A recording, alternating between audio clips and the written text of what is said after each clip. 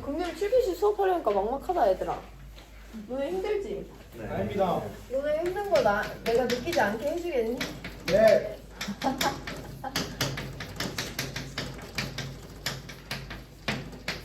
오늘 소단원 1단원 몰 도입하는데요. 몰이라는 개념은 수업 마지막에만 잠깐 설명드릴 거고요. 우리가 오늘 주력해서 배울 개념은 원자량, 분자량, 화학식량 이 세 가지입니다.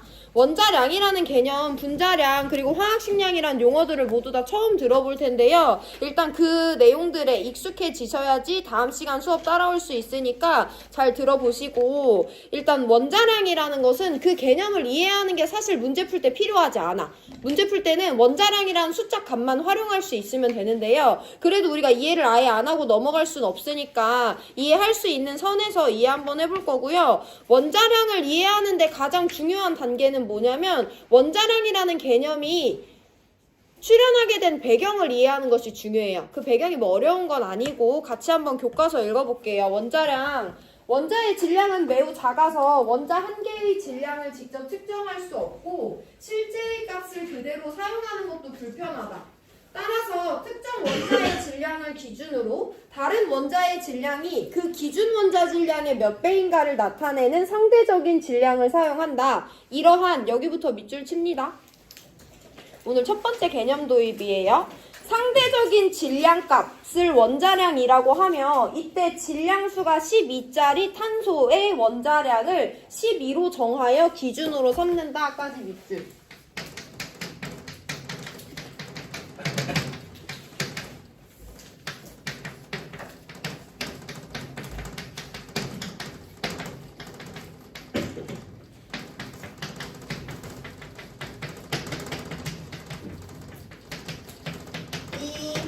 개념을 본격적으로 이해하기에 앞서서 이 개념의 출현 배경을 이해해야 된다고 했어요. 그러기 위해서는 이제 화학의 과목 특성을 어느 정도 인지해야 되는데, 화학에서는 많은 중요한 것들이 있지만 정량이라는 것이 되게 중요해. 정량이 뭐냐면 양을 정확하게 측정해서 사용한다는 거예요. 예를 들면 여러분들 1학년 과탐실 수업 시간에 1학기 때 란돌트 반응이라는 실험 했던 거 기억날 수도 있어. 색깔 변화하는 실험. 그때 어떤 활동을 했냐면 용액을 2%, 4%, 6%, 8%, 10% 서로 다른 농도의 용액을 만들어서 반응을 보냈고 그에 따른 반응 시간 차이가 있었죠. 이런 농도값과 같이 정확한 농도의 용액을 정확한 양만큼을 넣어줘야 돼. 이게 화학에서 되게 중요해요. 이게 약간이라도 오차가 발생하면 실험 결과가 완전히 정반대로 나오는 경우도 있어. 정량이 중요하다? 그럼 정량이라는 건 가장 기본적으로 어떤 게 될 수 있냐면 내가 수소 원자를 가지고 실험을 할 거야. 수소 원자 한 줌을 가지고 실험을 하는 거랑 수소 원자 10개를 가지고 실험하는 거랑 어디가 더 정확하겠어? 10개. 딱 정확하게 객관적인 기준을 나눠줘야 되죠. 해서 내가 어디 화학 실험실에 들어갔는데 교수님께서 나한테 야, 나 실험해야 되니까 수소 원자 10개만 갖고 와라고 했어. 그럼 10개 어떻게 하면 돼? 세면 되잖아. 10개 세는 것은 어렵지 않죠. 근데 수소 원자 10개 세는 것은 쉬워, 어려워, 불가능해? 불가능한 거야. 왜냐하면 뭐 때문에? 너무 작아서. 수소 원자 한 개는 눈에 보이지 않을 정도로 작기 때문에 한 개 세는 것도 어려운 게 아니라 불가능해요. 근데 우리는 실험의 정확성을 위해서 꼭 정량을 해야 되잖아. 그럼 우리가 굳이 이렇게 불가능하지 않더라도 어떤 물질의 개수를 세야 되는데 그 개수가 귀찮을 때는 어떤 값으로 대신하기도 해.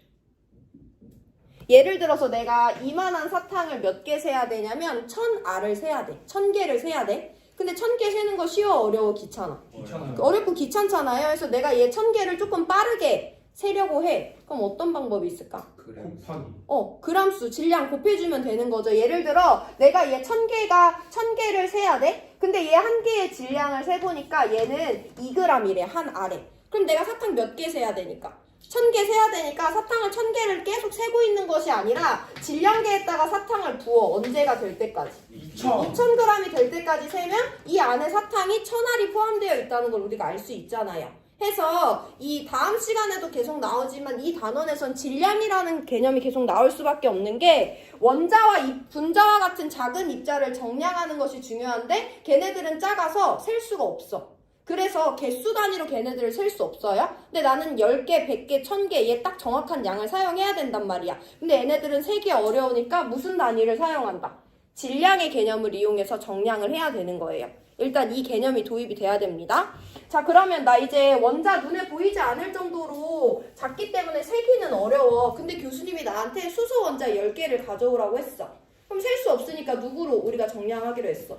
질량으로 정량을 하기로 했죠. 그럼 수소 원자 10개의 질량을 계산하려면 일단 수소 원자 몇 개의 질량을 알아야 돼? 한 개. 한 개의 질량을 알아야 되잖아요. 교과서 27페이지 상단에 수소 원자 한 개의 질량이 표현되어 있습니다. 얼마라고 표현되어 있어요? 1.67 곱하기 10의 마이너스 24승 g이야. 근데 나 얘 한 개가 아니라 몇 개 필요해? 10개 필요하다고 했잖아. 그럼 나 수소 원자 몇 그램 측정하면 돼? 16.7 곱하기 10의 마이너스 24g을 측정하면 거기 수소 원자가 딱 10개 포함되어 있겠네. 아니면 다른 방식으로 표현하면 1.67 곱하기 10의 마이너스 23승 g 측정하면 거기 수소 원자 10개가 포함되어 있겠네요. 근데 이것을 측정하면 개수는 정확하게 알 수 있는데 이거를 측정하기가 쉬워 어려워? 어려워요. 우리가 체중 잴 때 우리는 킬로그램 단위를 보통 사용하죠. 킬로그램 단위 수소점 몇째짜리까지 나와? 둘째짜리까지 나와. 그러면 그것은 100g, 그램 단위까지는 표현이 되는 거죠. 10g 단위까지. 아니면 우리가 보통 실험실에서 저울을 사용해요. 저울은 측정되는 값이 그램 단위입니다. 근데 소수점 몇째까지 나와? 세 자리. 좋은 것도 세 자리까지밖에 안 나오거든요. 근데 얘는 소수점 24번째, 23번째 자리까지 내려가야 돼요. 이걸 실제로 측정하기 위해서는 매우 정밀한 장비가 필요하고 그런 장비를 만드는 것도 쉽지 않아요. 자, 우리가 그리고 또 더 불편한 건 그럼 내가 수소 원자 한 개의 질량을 설명하려고 하는데 1.67 곱하기 10의 마이너스 24승 g입니다. 아니면 0.00000000167g입니다 라고 표현해야 되잖아. 이게 편하니 불편하니? 불편해요. 일단 지수가 달려있는 것도 불편하고 소수의 단위로 표현하는 것도 너무 불편했어. 그러다가 내가 얘가 불편해도 그냥 사용하고 있었는데 이번에 내가 실험에 탄소 원자를 사용할 거야. 그래서 탄소 원자 한 개의 질량을 찾아봤는데요. 1.99 곱하기 10의 마이너스 23승 g이래. 또 우리 주변에 누가 많냐면 산소 원자가 많아요. 산소 원자도 사용을 할 건데 산소 원자는 한 개당 2.66 곱하기 10의 마이너스 23승 g이래. 얘네들 다 표현하는 것이 편하니 불편하니? 불편해요. 불편해. 왜 불편한가 따져봤더니 우리가 질량에는 보통 g이나 킬로그램의 단위를 이용을 하는데 얘네들을 g의 단위로 표현하려고 하니까 얘네들은 절대적으로 질량값이 너무 작은 거예요. 그 불편함이 있었어? 근데 그러고 보니까 어차피 이 원자도 그 값은 각각 다르겠지만 다 너무 작긴 하잖아. 야, 우리 그러면 여기서 어떻게 개념이 흘러가게 되냐면 야, 우리 이 원자들의 질량은 어차피 다 걔네끼리끼리 다 매우 작은 값이니까 굳이 우리 불편하게 g이라는 질량 단위로 표현하지 말고 얘네들의 리그를 만들어서 표현하자. 그게 더 훨씬 더 간편하겠다. 그게 더 편리하겠다 해서 나오게 된 개념이 원자량이 되는 거예요. 원자들의 질량이 너무 가볍기 때문에 얘네들의 질량은 근데 질량이란 단위를 우리가 사용 안 할 수 없잖아. 원자 정량할 때는 개수를 셀 수 없으니까 꼭 원자의 질량을 표현하고 의사소통에 활용을 해야 되잖아요. 근데 얘네들의 질량값이 너무 작아서 우리가 기존에 사용하던 단위를 그대로 활용하기에는 너무 불편했다. 그래서 이 가벼운 원자들의 질량만을 상대적으로 다루는 새로운 단위를 만든 것이고 그것을 원자량이라고 하는 거예요. 자, 그럼 얘네들만의 리그를 만들어서 얘네들을 표현하려면 객관적으로 표현하기 위해선 그 상대적인 리그 안에서도 누가 있어야 되는 거야? 기준이 있어줘야 되는 거예요. 그 기준을 우리가 탄소라고 잡은 거고요. 탄소의 원자량을 12라는 기준으로 해서 원자량들을 다 측정했습니다. 자, 그럼 이제부터 배우는 내용이 중요한 건데 여기부터 집중을 해야 된다, 얘들아. 자, 탄소가 기준이 11에 얘보다 얼마나 가벼운지 얼마나 무거운지에 따라 원자량을 표현해야 되잖아요. 그 과정을 우리가 구체적으로 살펴봅니다. 내가 예를 들어서 탄소와 수소 중에 누가 더 무겁고 누가 더 가볍고 무겁다면 몇 배가 더 무겁고 몇 배가 더 가벼운지를 알고 싶어. 교과서 27페이지에 나와 있는 탐구 활동을 할 건데요. 탄소와 수소의 상대적인 질량값을 한번 측정을 해볼 거예요. 되게 쉽습니다.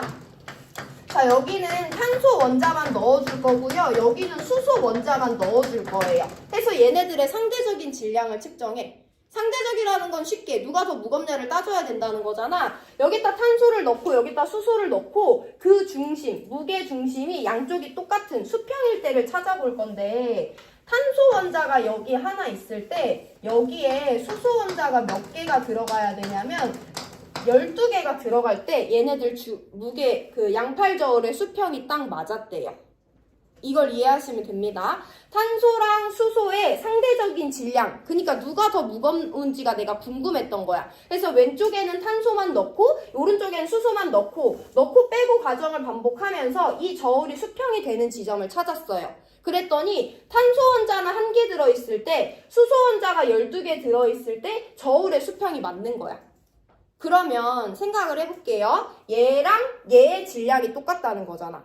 그럼 탄소 원자 1개랑 수소 원자 1개 중에는 누가 더 무거워? 탄소 원자. 탄소 원자 1개가 훨씬 더 무거운 거죠. 그것을 우리가 수식으로 표현하고 해석할 수 있어야 되는데 이 그림 자료를 수식으로 한번 표현해 볼게요. 왼쪽 접시에는요 탄소 원자만 들어있는데 탄소 원자가 1개 들어있습니다. 오른쪽 접시에는요 수소 원자만 들어있는데 수소 원자가 12개가 들어있어요. 이렇게 좌항과 우항을 표현해주면 되는데 지금 양팔저울 수평이 맞았어 안 맞았어? 맞았어. 그럼 얘네들의 질량과 얘네들의 질량이 어떻다? 같다는 거예요. 이렇게 등식으로 표현할 수 있어야 됩니다. 이따 수능 특강 문제풀이 할 때 연습을 할 거야. 그럼 지금 미지수가 2개인데 식이 하나니까 원래 얻어낼 수가 없잖아. 근데 우리가 누구를 알고 있냐면 원자량의 기준은 누구고? 탄소고 탄소의 값이 얼마다? 12라는 기준값으로 정해놨잖아요. 그럼 탄소의 상대적인 질량값에다가 12라는 값을 대입해주면 돼. 그럼 좌항은 1 곱하기 12니까 12가 되고요. 이게 12 곱하기 수소의 상대적인 질량이랑 똑같은 거지. 이거 계산하시면 수소의 원자량이 얼마 나오냐면 1이 나온다는 것을 구해낼 수가 있어요. 일단 수식 한번 적어보시고 얘들아 선생님 말 빨라지면 얘기해라 그래. 저거 1200은 12.00. 12.00이에요. 내가 수업 영상을 찍어서 보는데 말이 많이 느려졌다고 생각했는데 또 빠르더라고. 빠르면 얘기하세요. 자 이렇게 수식으로 나타냈습니다. 그럼 우리가 이걸로 표현하고 이해해야 되는 건 뭐냐면 우리 그냥 이것만 보더라도 탄소 원자 1개랑 수소 원자 1개 중에 탄소 원자가 더 무겁다는 걸 알아냈는데 수치화시키기 위해선 정확히 몇 배가 무거운지 알아야 되잖아. 수식을 계산해봤더니 수소는 1개 상대적인 질량이 1이에요. 탄소는 상대적인 질량이 12예요. 그럼 탄소가 수소보다 무거운데 몇 배 무겁다? 12배 무겁다는 걸 원자량이라는 개념으로 설명할 수 있는 거죠. 원자량은 이런 방법으로 구해집니다. 대부분이 이해했을 텐데 좀 아리까리한 친구들도 있고 아직은 조금 어려운 친구들도 있으니까 예시를 한 번 더 들어볼 거예요. 이번에 나는 누구랑 누구의 상대적인 질량이 궁금하냐면 탄소 원자랑 산소 원자의 상대적인 질량을 비교해서 산소 원자의 원자량을 계산하고 싶은 거야. 그럼 아까처럼 여기 접시에는 누구만 넣고 탄소만 넣고 여기 접시엔 누구만 넣고 산소만 넣고 빼고를 반복하면서 양팔저울의 수평이 맞는 지점을 찾아주면 됩니다. 그래서 내가 그 지점을 찾아봤는데 언제 얘네들의 무게가 수평이 맞았냐면 탄소 원자 몇 개 있고 4개 있고 산소 원자 몇 개 있을 때 3개 있을 때 양팔저울의 수평이 맞은 거야. 그러면 얘 1개 탄소 원자 1개랑 산소 원자 1개 중에는 누가 더 무거운 거야? 산소 하나가 더 열리라고 있죠. 산소 원자가 더 무겁다는 건 정성적으로 설명할 수 있어요. 근데 우리는 수치화 시켜야 됩니다. 그럼 이와 같이 수식 표현했던 것처럼 해볼 건데요. 왼쪽 접시에 누가 들어있는데? 탄소 원자가 몇 개 들어있는데? 4개가 있어. 그럼 탄소 원자 4개가 차지하는 질량이 왼쪽 저울에 해당하는 질량이죠. 오른쪽 접시에 누가 들어있는데? 산소가 들어있는데 쟤 몇 개 들어있대? 3개 들어있대. 오른쪽 접시엔 얘 3개 원자가 차지한 질량이지. 근데 수평이 맞았네? 얘네들의 질량이 똑같다는 거네. 이렇게 수식으로 표현해야 돼요. 이따 문제 풀 때 확인합니다. 자 그럼 이제 우리 미지수 2개고 식이 하나인데 누구의 값을 아니까? 기준으로 정해놓은 탄소의 원자량이 12라는 걸 아니까 과항이 48이 되고요. 이게 3 곱하기 산소 원자의 상대적인 질량이랑 똑같은 거예요. 이거 계산하시면 산소 원자의 상대적인 질량 얼마 나온다? 16 나온다 라고 계산할 수 있는 거죠. 양팔저울을 이용해서 각 원자의 상대적인 질량을 비교할 수 있고요. 그래서 산소가 탄소에 비해 몇 배가 무거운지 알 수 있습니다. 그럼 우리 아까 정성적으로 봤을 때도 얘 4개랑 얘 3개가 질량이 똑같으니까 산소 원자 한 개가 탄소 원자 한 개보다 질량이 무겁다는 걸 알았는데 정확히 수치화시켜서 나타내보니까 몇 배 무거운 거야? 12배. 12와 16이니까 산소가 더 상대적으로 무거운 건 맞죠? 3분의 4배 무겁다라는 것도 설명할 수 있는 거죠. 이런 구체적인 실험을 모든 원자에 대해서 해서 화학자들이 27페이지 하단에 있는 원자량 테이블을 만들어낸 거예요. 이건 어떤 개념을 이해해서 어려운 과정에 의해서 밝혀낸 게 아니라 이런 직관적인 실험을 통해서 실제로 밝혀진 값이다 라는 것을 알고 계시면 되고요. 이 원자량을 외우라고는 아무도 안 해요. 모든 문제에서 필요한 경우에는 원자량을 알려줍니다. 그러니까 외울 필요는 없어요. 내가 그리고 아까 얘기했지만 원자량은 이 개념을 이해하는 것보다 활용을 잘해야 된다고 했죠. 여기 질문 있으면 질문 받고요. 1분 뒤에 넘어가서 원자량 활용 배울 겁니다. 원자량에서 알고 있어야 되는 건 딱 한 가지예요. 원자량은 원자들의 상대적인 질량을 나타내는 값인데 기준이 누구다? 탄소다. 탄소의 원자량 얼마? 12를 기준으로 다른 애들이 얼마나 더 무겁고 얼마나 더 가벼운지를 계산해서 나타낸 값이에요. 원자량에 대해서 알고 계시고 질문하시고 1분 뒤에 28페이지 넘어갑니다.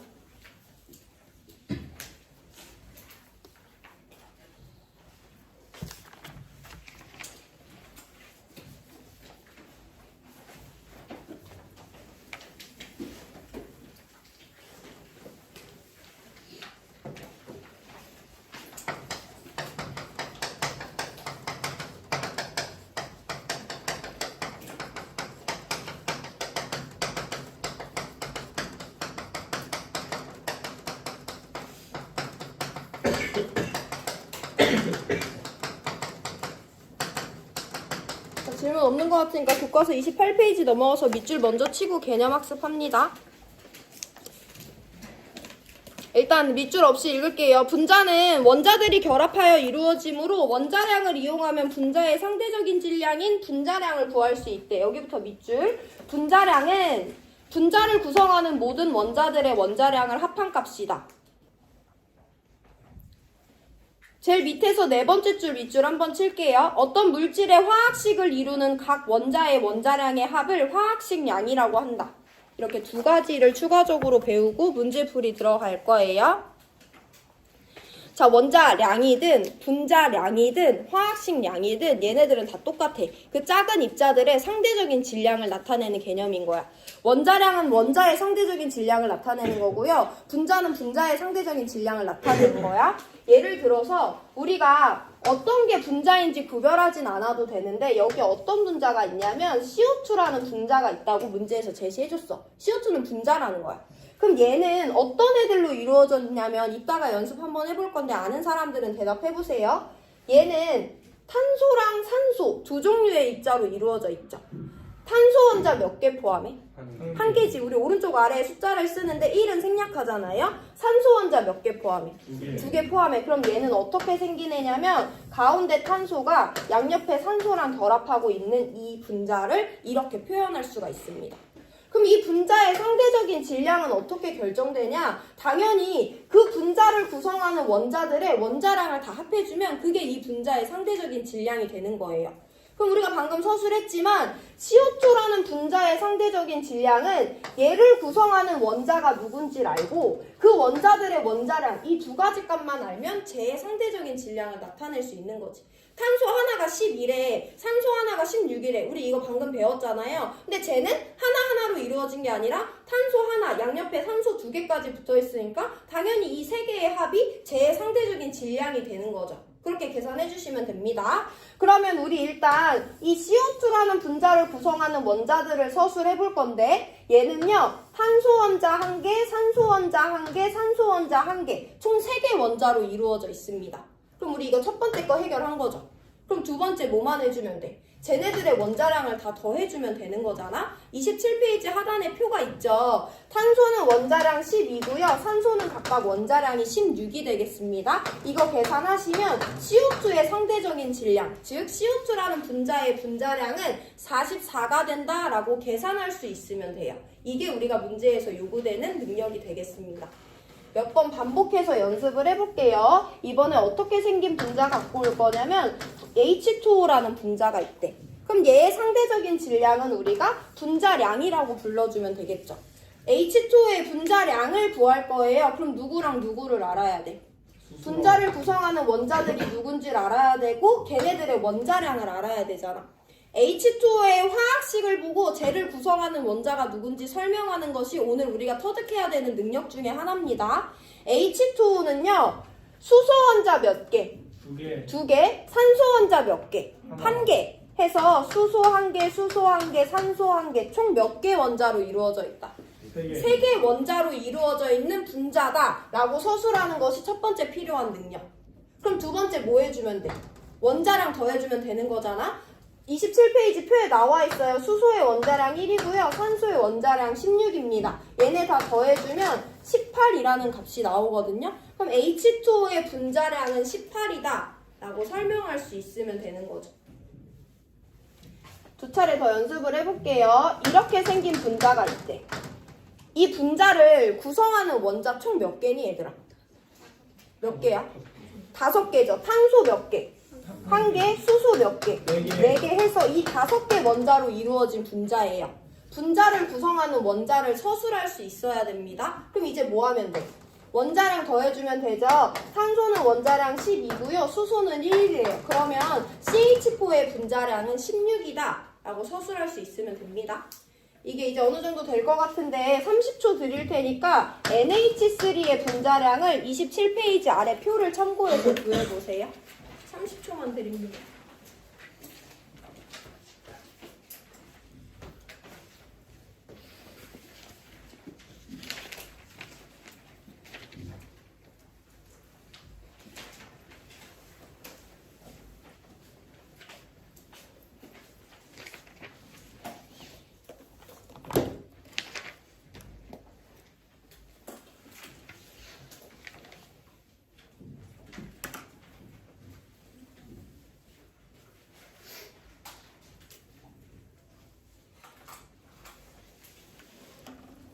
자, 해볼게요. NH3를 구성하는 원자 몇 개야? 4개. 4개지. 질소 원자 1개, 수소 원자 3개, 총 4개 원자로 이루어져 있어요. 교과서 보시면 질소의 원자량은 14, 수소의 원자량은 1이기 때문에 NH3의 분자량이 17이다. NH3의 상대적인 질량은 17이다. 라고 서술할 수 있으면 됩니다. 자, 우리 그럼 이제 딱 하나 남았는데 누구냐면 화학식량이에요. 화학식량은 분자량과 개념의 맥이 다르지 않아요. 화학식량은 뭐만 다르냐면 분자량은 분자를 구성하는 원자들의 원자량의 총합인데 화학식량은요. 물질을 구성하는 원자들의 원자량의 총합이다라고 알고 있으면 돼요. 얘네들은 어떻게 보면 국어 문제인데 내가 어떤 애의 상대적인 질량이 궁금하냐면 NaCl이라는 물질의 상대적인 질량이 궁금해. 염화나트륨 많이 들어봤죠? 근데 얘는 원자도 아니고 분자도 아니에요. 그걸 우리가 구별할 수 없어. 분자가 뭐가 분자인지 아직 알 수 없다. 근데 원자는 하나 알아야 되는데 얘는 원자 맞아. 원자 하나짜리니까. 얘도 원자 맞아. 원자 하나짜리니까. 근데 얘는 원자야 아니야. 아닌 거야. 원자 하나짜리를 원자라고 부르지 원자 여러 개짜리는 우리가 원자라고 물질 분류를 하지 않거든요. 해서 얘의 상대적인 질량은 원자량이라고 표현하고요. 얘의 상대적인 질량도 원자량이라고 표현하는데 얘는 원자가 아니라 분자예요. 그럼 얘의 상대적인 질량은 원자량이라고 표현하면 안 되지. 분자량이라고 표현해야 되는 거예요. 그럼 NaCl은 원자야 아니야? 일단 원자가 아니지. 원자 한 개로만 이루어져 있는데 얘 원자 몇 개짜리인 거야? 2개짜리죠. 원소기호에는요. 대문자가 꼭 하나만 포함될 수 있어요. 얘 대문자 하나에 소문자가 이어져 있잖아. 그럼 이게 원소 하나를 표현하는 거예요. 얘도 대문자 C에 소문자 L이 붙어 있잖아. 그럼 이것도 원소 한 종류를 표현하는 거야. 그럼 얘는 Na 몇 개랑 한 개랑 Cl 몇 개? 한 개. 그럼 2개 원자로 이루어진 거니까 얘의 상대적인 질량을 원자량이라는 단어로 표현하면 된다, 안 된다? 안 된다는 거야. 근데 NaCl은 원자도 아니고 분자도 아니지만 물질은 맞거든요. 모든 입자는 물질이니까 얘의 상대적인 질량은 어떤 단어로만 표현될 수 있냐면 화학식량이라고만 표현할 수 있는 거예요. 그럼 국어적인 개념이고 이따가 한 번 더 설명해 드립니다. 어쨌든 우리한테 중요한 건 뭐냐? 얘도 어쨌든 크기가 작은 나트륨 원자랑 크기가 작은 염소 원자 두 개로 이루어져 있는 거기 때문에 쟤의 질량도 매우 가볍거든요. 그래서 쟤도 상대적인 질량 값을 표현해 줄 거예요. 화학식량도 마찬가지예요. 물질을 구성하는 원자들이 누군지 서술하고 걔네들의 원자량을 더해주면 되는 거야. 그럼 우리 방금 전에 연습했는데 NaCl을 구성하는 원자 몇 개래? Na 한 개, Cl 한 개, 두 개 원자로 이루어져 있다고 했죠. 이걸 먼저 서술해 주시면 되고요. 나트륨의 원자량 23이에요. 염소의 원자량 35.5예요. 그럼 얘네들 더하면 얼마니까? 58.5니까 NaCl의 상대적인 질량은 58.5다. 아니면 NaCl의 화학식량은 58.5다. 라고 설명할 수 있으면 되는 거예요.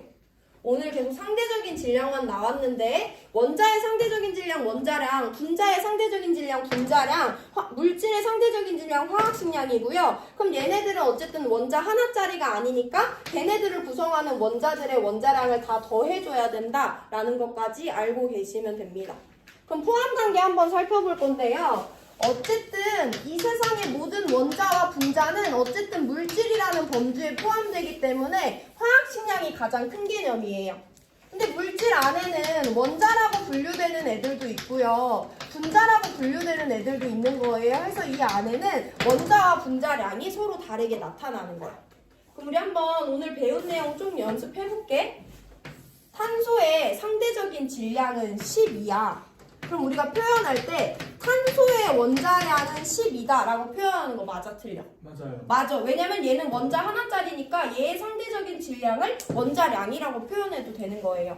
아니면 탄소의 화학식량이 12다 라고 표현하는 거 맞아 틀려? 틀려요. 맞지? 원자도 어쨌든 물질이에요. 원자, 분자 다 물질이다. 그래서 탄소의 원자량이 12다도 맞지만 탄소의 화학식량이 12다도 맞는 말이 되는 거예요. 뭐 이거는 화학에서 중요한 건 아니지만 여러분들이 헷갈려하니까 한번 설명을 해봅니다. CO2라는 입자의 상대적인 질량은 44거든요. 근데 내가 표현을 할 건데 CO2의 원자량은 44다. 맞는 표현이야, 틀린 표현이야? 틀린 표현이야. 왜 틀리냐면 얘는 원자가 될 수 없죠. 얘는 분자예요. 그래서 CO2의 분자량이 44다 라고 표현해줘야 돼요. 아니면 내가 얘를 표현을 좀 다르게 할 건데 CO2의 화학식량이 44다 라고 표현하면 맞는 거야, 틀린 거야? 맞지. CO2도 분자도 어쨌든 물질이잖아요. 그래서 얘의 상대적인 질량은 분자량이라고 설명해도 되고 화학식량이라고 설명해도 돼요. 표현해도 됩니다. 마지막으로 하나 더 볼 건데 NaCl이라는 물질이 있어요. 얘는 원자도 분자도 아니야. 얘의 상대적인 질량은 58.5입니다. 내가 NaCl의 원자량이 58.5다라고 표현할 거야. 맞는 표현이야, 틀린 표현이야? 적절하지 못하죠. 얘는 원자 하나짜리가 아니니까 원자라고 표현될 수 없어요. 내가 NaCl의 상대적인 질량을 분자량이라고 표현할 거야. 안 되는 거야. 내가 얘 분자 아니라고 했죠. 그래서 NaCl의 상대적인 질량은 오직 뭐로만 표현될 수 있냐? 화학식량으로만 표현될 수 있는 거예요. 자, 이렇게 해서 우리 오늘 원자량을 기본 개념으로 해서 원자의 상대적인 질량, 분자의 상대적인 질량, 물질의 상대적인 질량을 구하고 표현하는 방법을 배워봤습니다. 어렵지 않게 느껴졌을 것 같긴 한데 그래도 새로운 용어들이기 때문에 집 가서 돌아서 집 가면 또 다 까먹을 수 있거든요. 그래서 오늘 일단은 문제 하나를 같이 풀어보고 다음 개념 차시 예고하고 오늘 수업 마무리하겠습니다. 문제 나눠드릴 건데요.